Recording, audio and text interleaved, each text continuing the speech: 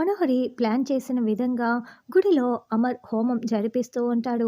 అయితే అమర్ ఆరు పాపని ఒళ్ళో కూర్చోపెట్టుకొని మరీ హోమం జరిపిస్తూ ఉంటే కరుణ, బాగి ఇదంతా దూరం నుంచి చూస్తూ చాలా చాలా సంతోషపడుతూ ఉంటారు. ఒకవైపు అమర్ ఆరు పాపని ఒళ్ళో కూర్చోపెట్టుకొని అలా హోమం చేస్తూ ఉండటంతో మనోహరి ఒకవైపు మండిపడుతూ కోపంతో రగిలిపోతూ చూస్తూ ఉంటుంది. అయితే తన ప్లాన్ని సక్సెస్ చేయటం కోసం చెంబాకి సైగ చేస్తుంది. చెంబా పక్కకు వెళ్ళి ఆ కిల్లర్‌కి ఫోన్ చేసి "షూట్ చెయ్యి. ఎంతసేపు? మేడం షూట్ చేయమని చెప్పారని" ఫోన్ చేసి చెప్తుంది. "అలాగే నేను షూట్ చేస్తున్నాను. నువ్వు కూడా రెడీగా ఉండు" అని ఆ కిల్లర్ చెప్తాడు. ఇక చెంబా అతను షూట్ చేసినప్పుడు సౌండ్ రావటం కోసమేమో ఏదో ఒక పరికరాన్ని చేతిలో పట్టుకొని రెడీగా ఉంటుంది. అతను షూట్ చేయబోతూ ఉంటే సరిగ్గా అప్పుడే బాగి ఆది పరాశక్తిలా అమ్మోర్లా వేషం వేసుకొని త్రిశూలం పట్టుకొని అతని దగ్గరికి వస్తుంది.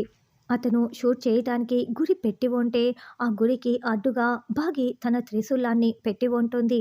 ఏంటి, నేను గురి పెడితే ఏదో అడ్డు వస్తోందే అని ఆ షూటరు తల పక్కకు తిరిగి చూస్తాడు.